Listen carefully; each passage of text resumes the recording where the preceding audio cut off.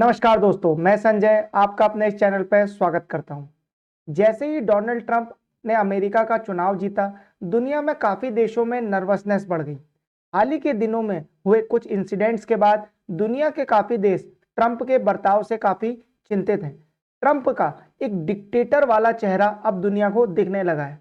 आज हम डिटेल में बात करेंगे ग्रीनलैंड, कोलंबिया और ब्राजील एपिसोड की, और इसके बाद ये जानेंगे कि भारत के लिए इन एपिसोड्स में क्या सीखने को है।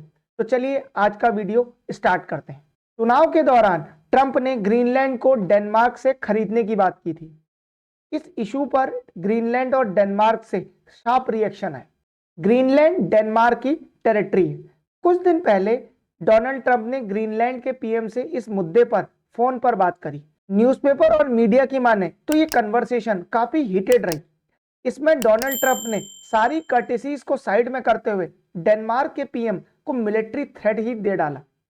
ट्रंप कई बार कह चुके हैं कि ग्रीनलैंड यूएस सिक्योरिटी के लिए बहुत इंपॉर्टेंट है।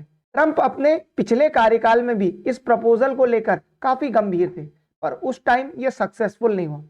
ट्रंप कई बार डेनमार्क को खरीदने की बात भी अपने इंटरव्यूज में कर चुके हैं। ट्रंप की इस फोन कॉल के बाद पूरे यूरोपियन यूनियन में चिंताएं बढ़ी हैं। डेनमार्क नेटो का सदस्य है। अगर कोई नॉन नेटो कंट्री किसी नेटो कंट्री पर अटैक करेगा तो ये सारे नेटो कंट्री एक साथ उस पर अटैक कर देंगे। पर प्रॉब्लम ये है कि नेटो में सबसे इंपॉर्टेंट मिलिट्री जो प्रोवाइड करता है वो यूएसए। अब अगर यूएसए खुद ही ग्रीनलैंड पे चढ़ाई कर दे तो उसे रोकने वाला कौन है? तो ये एक बहुत बड़ा इशू। ट्रंप को ग्रीनलैंड क्यों चाहिए, इस पर एक्सपर्ट्स की बटी हुई राय है, पर ज्यादातर एक्सपर्ट्स ये मानते हैं कि इसका मेन रीजन है रेयर अर्थ मटेरियल्स। दुनिया में सबसे ज्यादा रेयर अर्थ मटेरियल्स चाइना और रशिया के पास है, और ये दोनों कंट्रीज यूएसए के कॉम्पिटिटर हैं। ट्रंप इसे लेकर काफी चिंतित है। ग्रीनलैंड के यूएस में मिलते ही यूएस का rare earth material reserve double हो जाएगा। ट्रंप ऐसा भी मानते हैं कि अगर यूएस को फिर से सुपर पावर बनना है तो जितनी टेरिटरी यूएस के पास हो उतना अच्छा है, और ये काम जितनी जल्दी हो जाए उतना बढ़िया, क्योंकि अभी यूएस पूरी दुनिया में बहुत ज्यादा पावर होल्ड करता है। पर धीरे धीरे अगर चाइना, इंडिया, रशिया का राइज हुआ तो यूएस की पावर कम हो जाएगी, फिर बाद में अपनी टेरिटरी बढ़ाना मुश्किल हो जाएगा। ट्रंप कनाडा को भी यूएस में ऐड करने का प्रपोजल दे चुके हैं। अब बढ़ते हैं दूसरे इंसिडेंट की तरफ। दूसरा इंसिडेंट है इलीगल इमिग्रेंट्स को लेकर।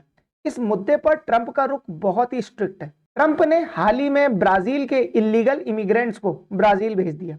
पहले उन्होंने ब्राजील से बात भी करी थी, पर ब्राजील की तरफ से कोई सेटिस्फैक्ट्री रिस्पॉन्स नहीं आया। उन्होंने इन लोगों को यूएस मिलिट्री के कार्गो प्लेन में भरा और वापस भेज दिया। मीडिया में जो इमेजेस और वीडियो आ रही हैं उनमें ब्राजीलियंस अपने देश में हैंडकफ में आए। ब्राजील की सरकार ने यूएस इन्वॉय को भी इसके रिगार्डिंग समन किया। इनके हाथों पर भी हैंडकफ है और पांव भी बंधे हुए। तो ये बड़ा इनह्यूमन सा ट्रीटमेंट है। चाहे ये इलीगल इमिग्रेंट्स ही हो, पर इनके साथ ऐसा व्यवहार करना बिल्कुल भी ठीक नहीं। ब्राजीलियन गवर्नमेंट यूएस पर ह्यूमन राइट्स वॉयलेशन के एलिगेशंस भी लगा रही है। सेम इशू कोलंबिया के साथ भी हुआ। ट्रंप ने कोलंबिया के इलीगल इमिग्रेंट्स को प्लेन में बैठाया और ये प्लेन कोलंबिया भेज दिए।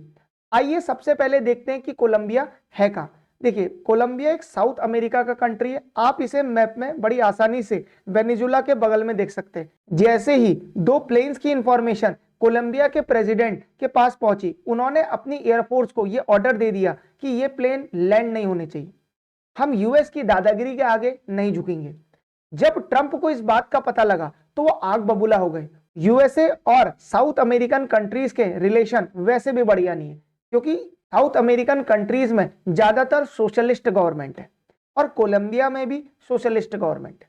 ट्रंप ने अपने इस मैसेज में कोलंबिया को धमकाते हुए इमीडिएटली 25% टैरिफ लगा दी, और ट्रंप ने आगे भी धमकी दी कि अगर एक हफ्ते में ये प्लेन लैंड नहीं हुआ तो हम आप पे 50% का टैरिफ लगा देंगे। कोलंबिया एक छोटा सा साउथ अमेरिकन कंट्री है। उनकी इकोनॉमी कोई इतनी बड़ी नहीं है, और उनकी इकोनॉमी यूएस पर काफी डिपेंडेंट है, क्योंकि कोलंबिया का मैक्सिमम एक्सपोर्ट यूएसए को होता है, जबकि कोलंबिया का यूएस से इंपोर्ट ना के बराबर।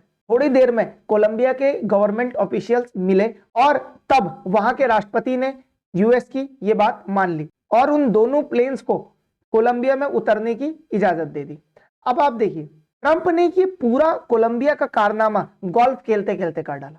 आप इस पूरी घटना से यह अनुमान लगा सकते हैं कि डोनाल्ड ट्रंप अपनी नीतियों को लागू करने के लिए किस हद तक जा सकते हैं। कुछ दिन पहले भारत के मीडिया में यह खबर आई कि भारत अपने 18,000 इलीगल इमिग्रेंट्स को वापस लेगा। हालांकि सरकार के इस फैसले का विपक्ष ने काफी भारी विरोध किया और उन्होंने ये कहा भारत यूएस के प्रेशर के सामने झुक गया।